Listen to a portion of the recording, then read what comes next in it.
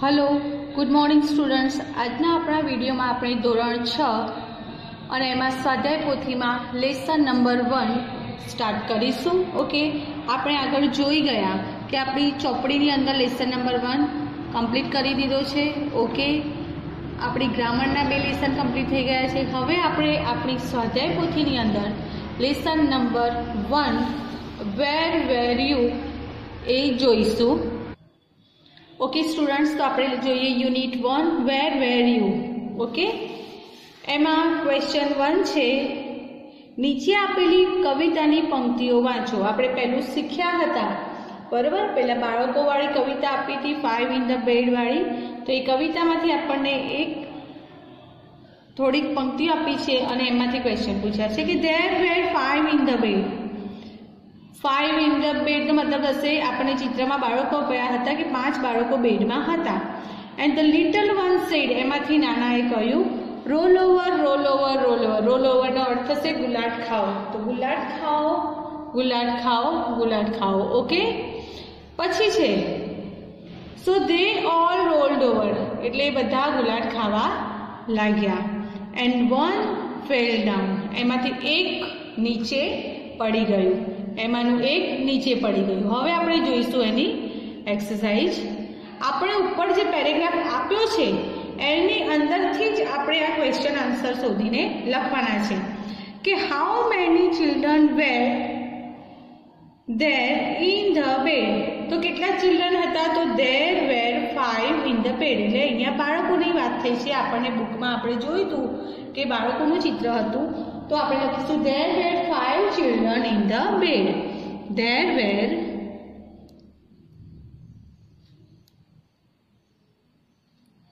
5 children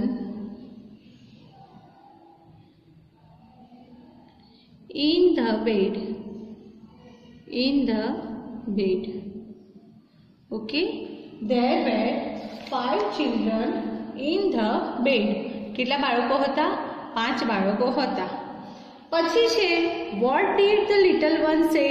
એમાંથી નાના બાળકે શું કહ્યું હતું? Role over roll over roll over, પણ અહીંયા did છે એટલે say નું થઈ જશે said। the little one said, the little one said roll over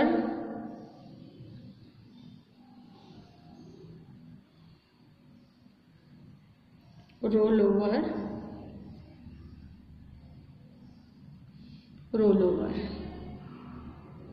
okay, next છે what did they all do। એ બધાએ શું કર્યું? તો બધાએ ગુલાટ ખાધી। they all rolled over in the bed। બરાબર, આપણને આપ્યું છે they all, જો they all rolled over, ક્યાં ખાધી હતી? પથારીમાં। તો they all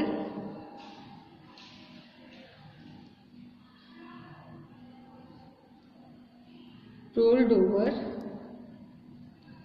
in the bed। Okay, હવે એની ઉપરથી આપણને વિકલ્પો આપ્યા છે, કેટલાક જોઈશું કે વેર વેર ધ ચિલ્ડ્રન, બાળકો ક્યાં હતા? તો પથારીમાં, in the bed, તો option C in the bed, આપણે આમાં લખીશું સી। ઓકે, નેક્સ્ટ છે how many children fell down. એમાં કેટલું બાળક પડી ગયું? તો 1 ચિલ્ડ્રન, એટલે એક જ બાળક, તો ઓપ્શન એ। ઓકે, નેક્સ્ટ છે આપણું, હવે આપણો જે પાઠ હતો, ઓકે, આપણું જે લેસન શીખ્યા મિસ્ટર જોશી વાળું ક્લાસરૂમ વાળું, તો એ લેસનમાંથી આપણને આમાં પેરેગ્રાફ આપ્યું છે, તે હવે આપણે એ જોઈશું કે last year there was one really bad day, કે ગઈ સાલ એક બહુ જ ખરાબ દિવસ હતો। ઇટ વોઝ મંડે, અને કયો દિવસ હતો? વારનું નામ હતું સોમવાર। Usually there are about 25 student in my class. Usually એટલે સામાન્ય રીતે, લગભગ રોજ 25 જેટલા વિદ્યાર્થીઓ મારા ક્લાસમાં હોય છે। બટ ધેટ ડે, પણ તે દિવસે there were only 5 students, ફક્ત 5 વિદ્યાર્થીઓ હતા। It was really cold, તે દિવસે રિયલમાં ખરેખર ખૂબ ઠંડી હતી. It was raining a lot. પુષ્કળ વરસાદ હતો. It was dark and grey outside, એટલે કે બહાર વાતાવરણ કેવું હતું? એકદમ અંધારું હતું. The sun was no shining. સૂર્ય ચમકતો નહોતો, પ્રકાશ આપતો નહોતો, એટલે કે બહાર તડકો દેખાતો નહોતો. I thought the students weren't at school because they were sick. I thought કે મેં એવું માન્યું કે સ્ટુડન્ટ વેરન્ટ એટ સ્કૂલ, બાળકો સ્કૂલમાં નહોતા, બીકોઝ દે વેર સિક, તેઓ બીમાર હશે. દે વેર એટ હોમ, તેઓ ઘરે હશે. મે બી દે વેર ઇન બેડ, અને હોઈ શકે કે ઇન બેડ એટલે પથારીમાં હશે, બીમાર હશે તો પથારીમાં આરામ કરતા હશે. ઓકે, હવે એમાંથી આપણને ક્વેશ્ચન પૂછ્યા છે કે usually how many students are present in the class on Monday. તો શું છે? યુઝ્યુઅલી 25 સ્ટુડન્ટ્સ હાજર હોય છે. તો આપણે લખીશું usually 25 students are, usually 25 students are, જો આગળનું સેન્ટેન્સ છે એમનું એમ જ લખી દેવાનું છે. Present in my class on Monday. Present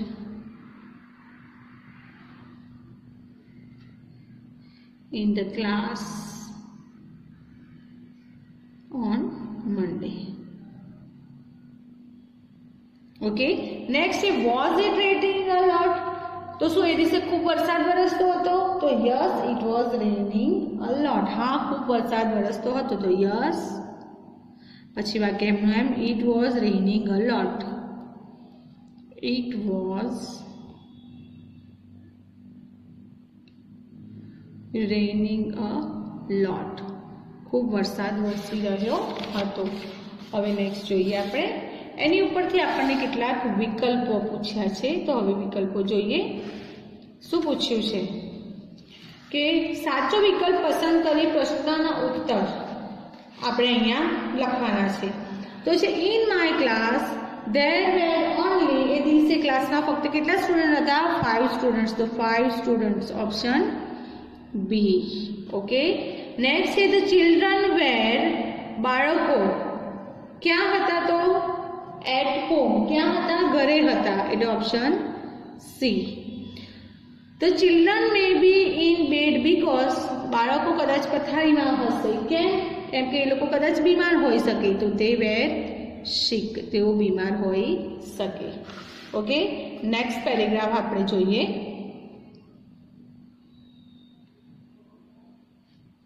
શું છે?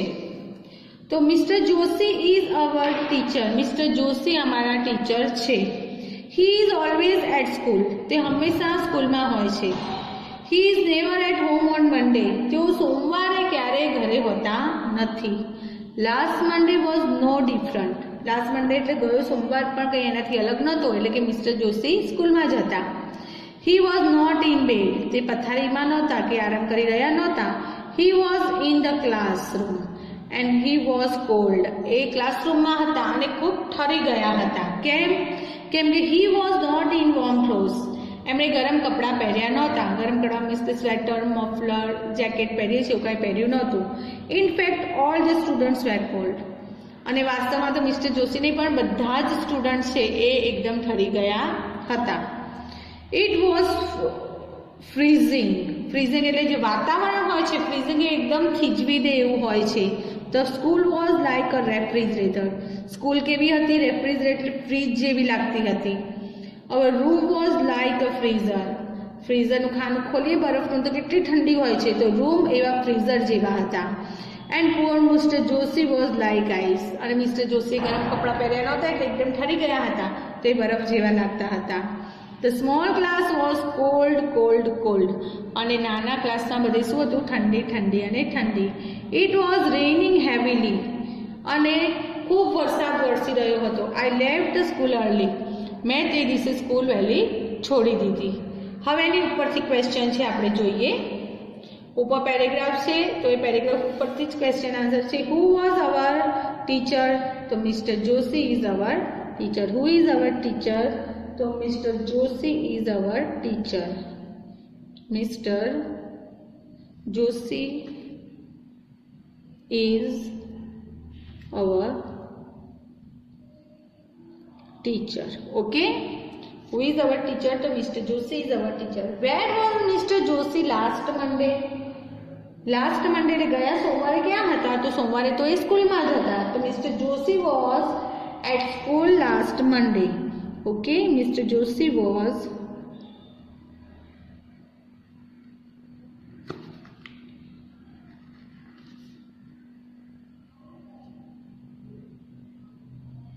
at school last Monday.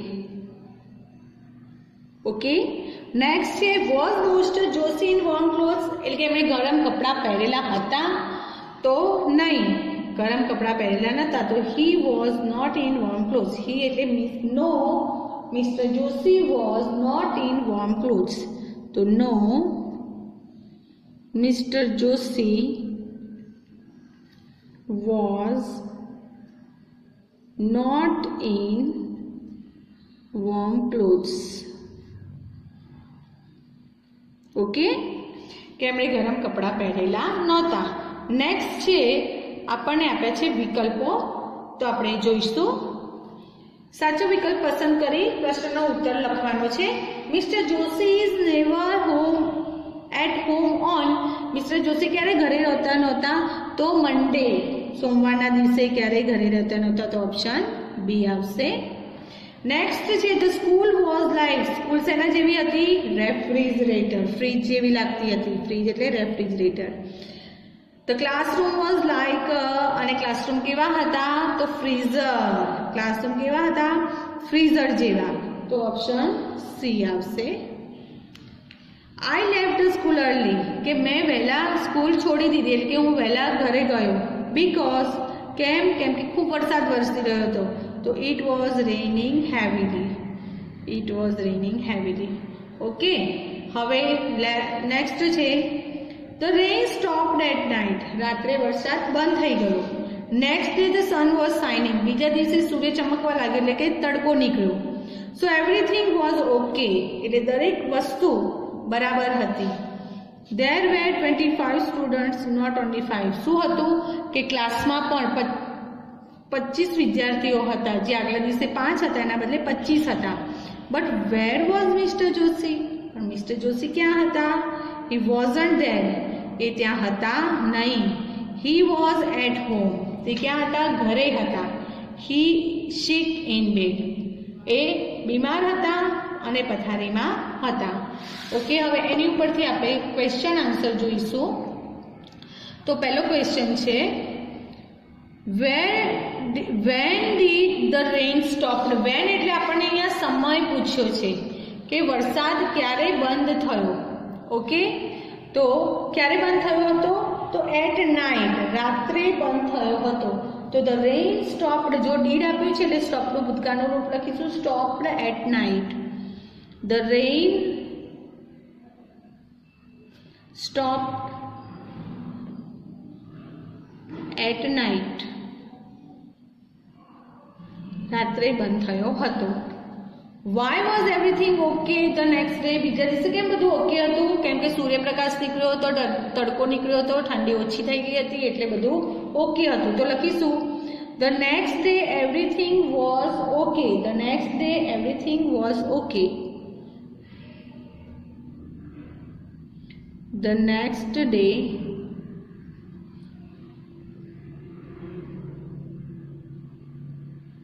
everything was okay because કેમ હતું? કેમ કે the sun was shining. તડકો નીકળ્યો હતો. the sun was shining.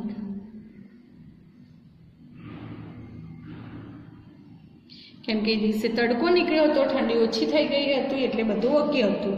how many students were there in the class? તો હવે ક્લાસમાં કેટલા સ્ટુડન્ટ હતા?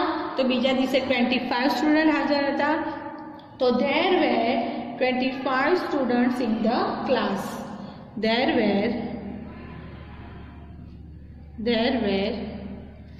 25 students इन द क्लास કેટલા હતા 25 સ્ટુડન્ટ્સ હતા ઓકે એના પછી વિકલ્પ આપ્યા છે આપણે જોઈએ mister Joshi wasn't mister Joshi ક્યાં નહોતા બીજા દિવસે આપણે આપણા પેરેગ્રાફને અનુલક્ષીને લખવાનું હતો એટ સ્કૂલ ક્યાં નહોતા સ્કૂલમાં હાજર નહોતા એટ સ્કૂલ ઓકે બીજું છે mister Joshi was in bed એટલે પથારીમાં હતા આરામ કરતા હતા તો કેમ કે he was sick તે બીમાર હતા he was sick તે બીમાર હતા ઓકે આ હતા આપણા lesson it was cold day જે આપણું લેસન હતું એ લેસનના પ્રશ્નો અને વિકલ્પો હવે આપણને અહીંયા એક એક્સ્ટ્રા પેરેગ્રાફ આપ્યો છે તમને આ રીતના પેરેગ્રાફ એક્ઝામમાં પૂછાશે કે તમને કોઈ પણ હોઈ શકે કે આ પેરેગ્રાફ હોય આગળના લેસનમાં પણ આવો પેરેગ્રાફ આવશે તો એ પેરેગ્રાફ હોય કે એના સિવાયના પણ પેરેગ્રાફ હોઈ શકે અને તમને એમાંથી ક્વેશ્ચન પૂછ્યા હોય તો તમારે આન્સર લખવાના રહેશે તો આવો આપણે પેરેગ્રાફ જોઈએ નીચે આપેલો પરિચ્છેદ વાંચો આ ફકરો છે વાંચો we celebrate 22 October as Gandhi Jayanti celebrate એટલે ઉજવવું 2 ઓક્ટોબર આપણે ગાંધી જયંતિ તરીકે ઉજવીએ છીએ વી લવિંગલી કોલ ગાંધીજી બાપુ આપણે ગાંધીજીને કયા નામે ઓળખીએ છીએ લવિંગલી એટલે પ્રેમથી એમણે લાડકવાયા નામથી આપણે બાપુના નામથી ઓળખીએ છીએ he was Born in Porbandar હવે આપણને અહીંયા ગાંધીજી વિશેની માહિતી આપી છે કે એમનો જન્મ ક્યાં થયો તેમણે માતા પિતાનું નામ શું હતું એમણે ક્યાં અભ્યાસ કર્યો હતો અને એમણે શું કાર્ય કર્યું હતું તો he was Born in Porbandar in 1869 તેમણે 1869માં એમનો જન્મ પોરબંદરમાં થયો હતો his father's name was Karamchand એમના પિતાનું નામ કરમચંદ હતું હિઝ મધર્સ નેમ વોઝ પુતલીબાઈ એમની માતાનું નામ પુતલીબાઈ હતું his wife's name was Kasturba એમના પત્નીનું નામ કસ્તુરબા હતું હી અહીંયા હી શબ્દ ગાંધીજી માટે વપરાયો છે હી સ્ટડીડ ઇન રાજકોટ ગાંધીજીએ અભ્યાસ ક્યાં કર્યો હતો રાજકોટમાં એમનો જન્મ ક્યાં થયો હતો તો પોરબંદરમાં એમનો જન્મ પોરબંદરમાં થયો હતો અને એમણે અભ્યાસ રાજકોટમાં કર્યો હતો he believed in truth and non violence એ સત્ય અને અહિંસામાં માનતા હતા he also believed in simplicity and equality એ સિમ્પ્લિસિટી એટલે સાદગી અને ઇક્વાલિટી એટલે સમાનતામાં પણ વિશ્વાસ કરતા હતા હી ફોટ ફોર ફ્રીડમ ફ્રીડમ એટલે સ્વતંત્રતા માટે આપણે ખ્યાલ છે કે પહેલાં આપણો દેશ ગુલામ હતો આપણા દેશ ઉપર અંગ્રેજોનું શાસન હતું તો આપણા દેશને સ્વતંત્ર કરવામાં ગાંધીજીનો ખૂબ મોટો ફાળો છે તો એ સ્વતંત્રતાની લડાઈ એમણે લડી હતી વી call him the father of the nation અને આપણે એમને એટલે ફાધર ઓફ ધ નેશન એટલે કે રાષ્ટ્રપિતા તરીકે ઓળખીએ છીએ હવે પ્રશ્નના જવાબ જોઈ લઈએ કે when do we celebrate Gandhi Jayanti ક્યારે ઉજવીએ છીએ તો 2 ઓક્ટોબર તો we celebrate Gandhi Jayanti on 2 October we celebrate Gandhi Jayanti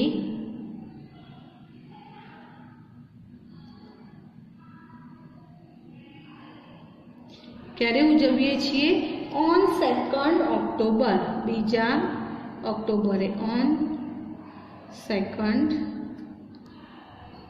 October 2 ઓક્ટોબરે આપણે ગાંધી જયંતિ ઉજવીએ છીએ what to we lovingly call Gandhiji આપણે પ્રેમથી ગુલામના નામથી કયા ગુલામના નામથી એમને બોલાવીએ છીએ તો વી લવિંગલી કોલ વી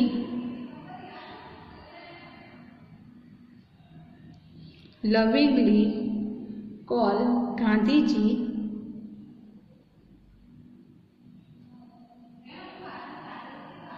બાપુ કયા નામથી ઓળખીએ છીએ આપણે ગાંધી બાપુ કહીએ છીએ ને બાપુના લાડકવાયા નામથી આપણે ઓળખીએ છીએ where and when was he born એટલે કે ક્યાં અને ક્યારે જન્મ્યા હતા એમનું જન્મસ્થળ અને એનો સમય આપણે લખવાનો છે તો હી વોઝ બોર્ન ઇન ક્યાં જન્મ્યા હતા પહેલા તો પોરબંદરમાં હી વોઝ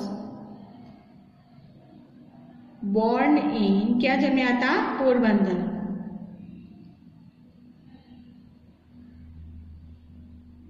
અને કઈ સાલ હતી ઇન 1869 जो आपने ऊपर आप्યું છે born in Porbandar in 1869 in 1869 માં પોરબંદર ખાતે જન્મ્યા હતા. Vote was his father's name? એમના પિતાનું નામ શું હતું? કરમચંદ. તો his father's name was Karamchand. His father's name was Karamchand. Okay. Vote was his mother's name? એમની માતાનું નામ શું હતું? તો એમની માતાનું નામ હતું પુતલીબાઈ. તો હિઝ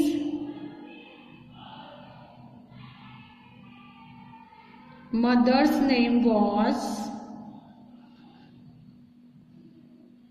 પુતલીબાઈ. ઓકે. પછી છે what was his wife's name? એમની પત્નીનું નામ શું હતું? કસ્તુરબા. તો his wife's name was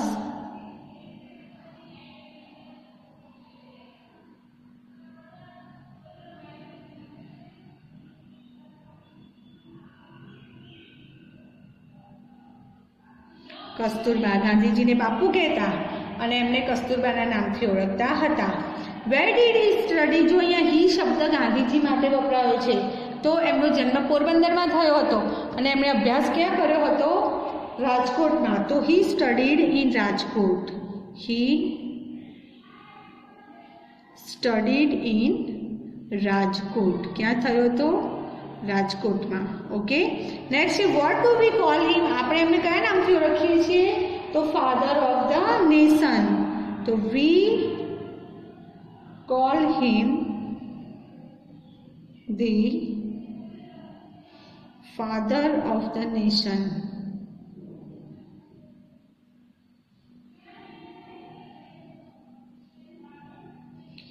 આપણે રાષ્ટ્રપિતા, ફાધર ઓફ ધ નેશન એટલે કે રાષ્ટ્રપિતાના નામથી એમને ઓળખીએ છીએ. ઓકે. હવે એના જ આપણને વિકલ્પો આપ્યા છે એ જોઈ લઈએ. એ જ એક્ટિવિટીના આપણને વિકલ્પો આપ્યા છે. ગાંધીજી વિશેનો જે પેરેગ્રાફ છે એ જોઈ લઈએ. Where was Gandhiji born? Where એટલે ક્યાં, જગ્યા બતાવવાની છે. તો ક્યાં જન્મ્યા હતા? પોરબંદરમાં. તો option C, in Porbandar. Option C. Vote was his father's name? એમના પિતાનું નામ શું હતું? કરમચંદ. તો option A, Karamchand. Vote was his wife's name? એમની વાઇફ એટલે પત્નીનું નામ શું હતું? કસ્તુરબા. તો ઓપ્શન બી, કસ્તુરબા. નેક્સ્ટ છે vote do we call him? આપણે એમને કયા નામથી ઓળખતા હતા? તો આપણને ઓપ્શન આપ્યા છે ફાધર ઓફ ધ નેશન, મોટાભાઈ, દાદાજી કે નેતાજી. તો ફાધર ઓફ ધ નેશન એટલે ઓપ્શન એ. એના પછી છે વી સેલિબ્રેટ ગાંધી જયંતિ. અને ગાંધી જયંતિ ક્યારે ઉજવીએ છીએ? 2 ઓક્ટોબરે. તો 2 October. Gandhiji's mother's name was? ગાંધીજીના માતાનું નામ શું હતું? પુતલીબાઈ. જો આગળ પ્રશ્નમાં પણ આ બધું જ આવી ગયું છે. Gandhiji believed in? ગાંધીજી શેમાં વિશ્વાસ કરતા હતા?